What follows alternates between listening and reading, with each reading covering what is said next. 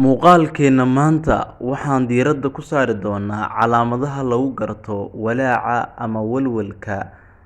Walwalka iyo walaaca macno ahaan way iska soo agdhow yihiin, inkastoo ay sii kala dareen culus yihiin.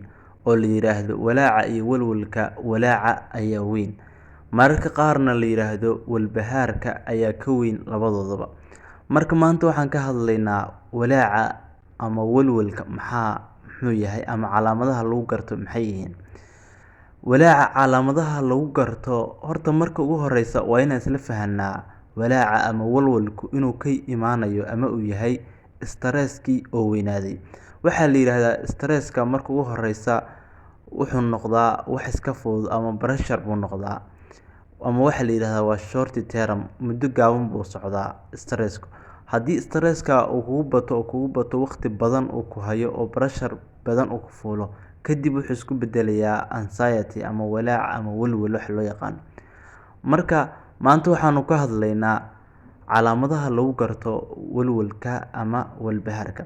Muhiimadda aad u baahan tahay ama aad uga baahan tahay inaad ogaatid waxyaabaha keena ama calaamadaha aad ku garan karto walaaca ama walwalka waa inay tahay inaad maamushid anxiety-gaaga ama stress management inaad sameysid markii aad culaysyo aad dareentid.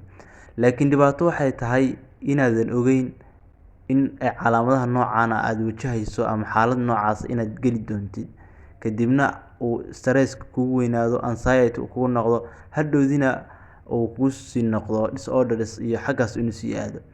Marka maanta waxaan ka hadlaynaa calaamadaha lagu garto walaaca ama walwalka.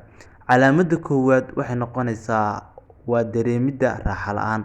Qofku inuu dareemo raaxo la'aan oo mar walba uu dareemayo walaac zaa'id ah, walwal uu dareemayo, wax uu ka walwalayo ama wax uu rabi lahaa in waxaas uu ka warhayo oo kale. Marka walaaca calaamadaha lagu garto waxaa ka mid ah qofku inuu dareemayo raaxo la'aan. Calaamadda labaad waa culaysyo. Qofku inuu dareemo culaysyo waaweyn ama qofku inuu dareemayo inuu culays saaran yahay oo kale. Marka xaaladda noocaana way iska dhacdaa, wax normal ah, dadka bini'aadamka oo dhan baa culays dareema. Haddana haddii anagu aan Soomaali nahay aad bay noogu badan tahay, oo waliba waxaa la yiraahdaa Soomaalida aad buu ugu badan yahay. Marka culeysyadu way jirayaan, laakiin muhiimaddu waxay tahay waa inaad isticmaashid stress management. Stress management mowduuc gaar ah weeye, asaga si gaar ah ayaan uga hadli doonaa. Sida aad u maamuli karto walwalka ama walbahaarka ama stresska, waxyaabaha ku hayo, si aad u maamuli lahayd oo aad naftaada ugu ogaan lahayd ama aad ugu qancin lahayd. Calaamadda saddexaad waxay noqonaysaa dhididka. Qofku inuu dareemo dhidid ama inuu ku jiro xaalad uu dareemayo huur zaa'id ah ama dhidid. Dhididkaasna wax kale ma keeni, waxaa keenaya walwalka iyo walbahaarka ama pressure-ka zaa'idka ah qofka saaran, oo wax uu ka walwalayo mustaqbalka ama wax uu rajaynayo.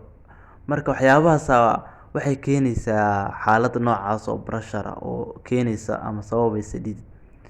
Calaamadda afraad waxay noqonaysaa isku buuqsanaan. Qofku inuu dareemayo ama ay kasoo muuqanayso isku buuqsanaan.